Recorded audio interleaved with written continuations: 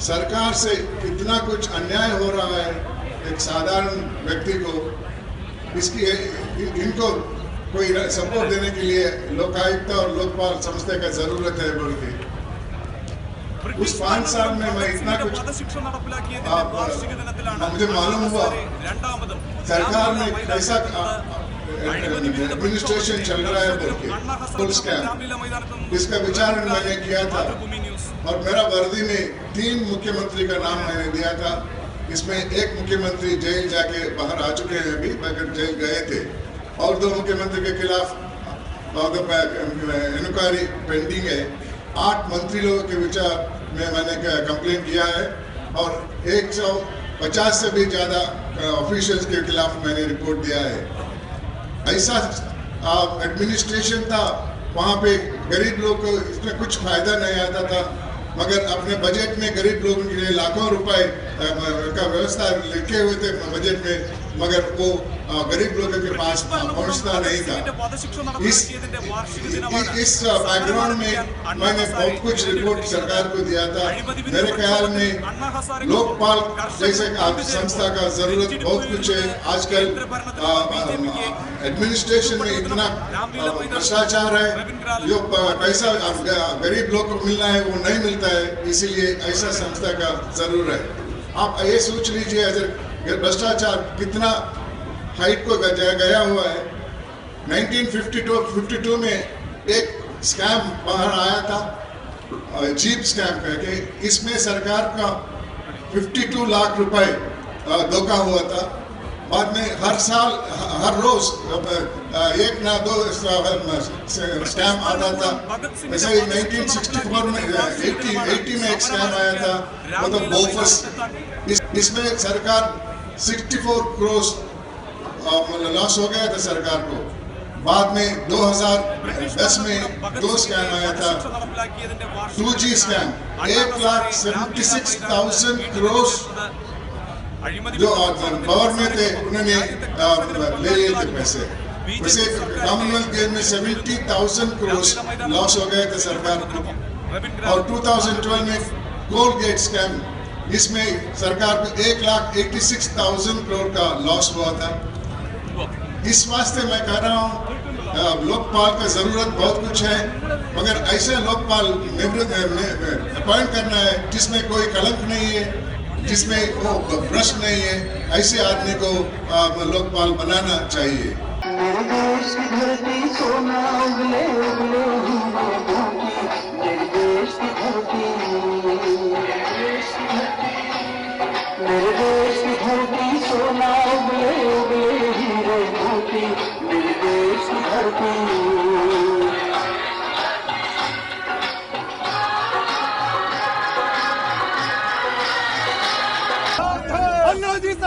अम्बावत जी अपने साथियों के साथ में हमारे बीच में आ चुके हैं। किसान हजारों आदमी उनके साथ हैं, अम्बावत जी उन्हें बैठा है।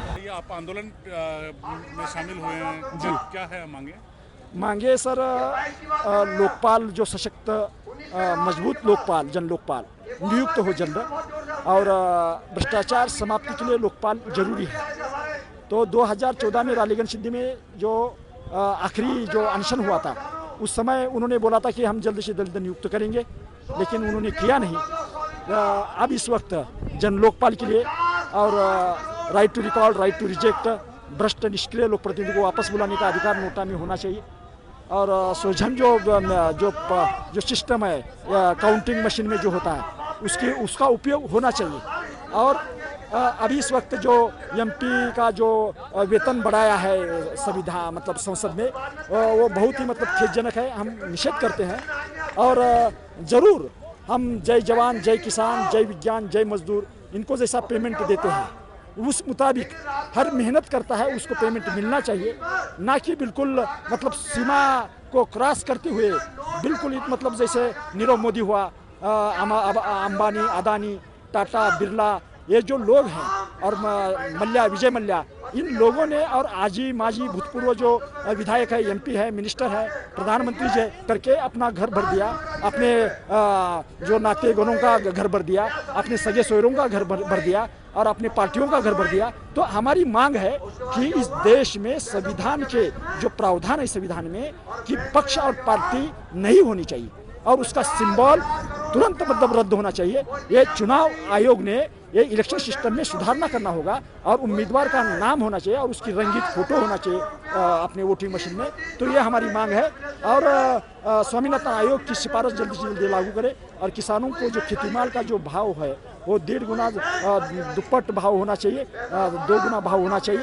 तो किसान जो है इस वक्त बहुत मतलब पैमाने में आत्महत्या हो रही, हर मतलब स्टेट में, तमिलनाडु हो, कर्नाटक हो, महाराष्ट्र हो, उत्तर प्रदेश हो, पंजाब हो, हरियाणा हो, उड़ीसा, गुजरात, हर जगह में। तो देश के किसान जब आत्महत्या कर रहे हैं तो प्रधानमंत्री का क्या कर्तव्य है कि हमारा देश कृषि प्रधान है तो कहने के लिए है। तो आप सिर्फ बात कर रहे हैं और डिजिटल इंडिया बोल रहे हैं तो कहने के लिए, तो उसमें आचरण होना चाहिए। तो नीरव मोदी ने इतना भ्रष्टाचार बड़ा करके वो चले गए, तो अब हम कब तक ये मतलब सहन करेंगे।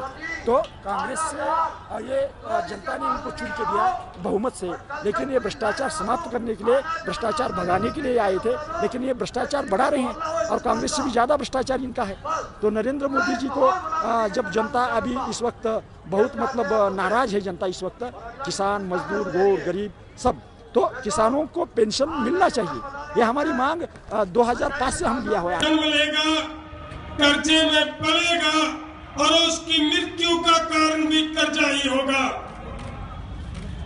तो हमने फैसला कर लिया कि हमें बच्चों को जन्म देने का कोई अधिकार नहीं।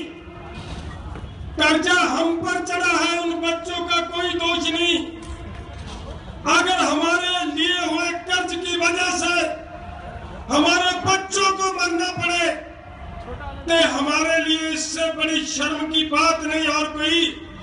उन बच्चों की जिंदगी के लिए हम मरेंगे और पूरे का पूरा पंजाब का किसान जो आज इसमें शामिल है वो मरने के लिए तैयार होकर है। और मैं यहां से एक बेनती करूंगा पूरे देश के किसानों को, यह पंजाब, हरियाणा, राजस्थान, मध्य प्रदेश, यूपी, कर्नाटक, केरला की बात नहीं है। बात भाइयों किसान के बच्चे की जिंदगी की है। अगर चाहते हो कि बच्चे सलामत रहे, हमारी आने वाली नस्लें सलामत रहे, तो हर एक किसान को आज के इस आंदोलन में पूरी तनदेही से जोर लगा देना चाहिए। ये जो डॉक्टर स्वामीनाथन की रिपोर्ट आई थी, यह कांग्रेस के कार्यकाल में आई थी। 8 साल राज किया कांग्रेस पार्टी ने इस सत्ता पर रहे, लेकिन डॉक्टर स्वामीनाथन की रिपोर्ट लागू नहीं की। और ये जो दूसरे आए हैं, बहुत सारी पार्टियां मिलकर इन्होंने सरकार बनाई, वादा करके आए कि हम डॉक्टर स्वामीनाथन की रिपोर्ट लागू करेंगे भाइयों। तो आज ये भी मुकर गए, सुप्रीम कोर्ट में जवाब दे चुके हैं नहीं लागू करेंगे। तो मैं तो बस ज्यादा बातें नहीं करूंगा, एक ही बात है, अगर औलाद को बचाना है, कांग्रेस, अकाली, दूसरे तीसरे की बात को भूल जाओ, पंजाब, हरियाणा, राजस्थान की बात को भूल जाओ। एक ही बात दिमाग में ले लो कि हम किसान हैं, किसानी को बचाने के लिए, अपनी औलाद को बचाने के लिए मर मिटेंगे, औलाद को नहीं मरने देंगे। नहीं तो भाइयों, औलाद को जन्म देना बंद कर दो, यही मेरी विनती है। किसानों के बारे में जरूर कहना चाहूंगा कि किसान बड़ा जीवट का होता है। इस देश का किसान ने कभी आत्महत्या नहीं किया। मैं देखता हूँ तो बंगाल के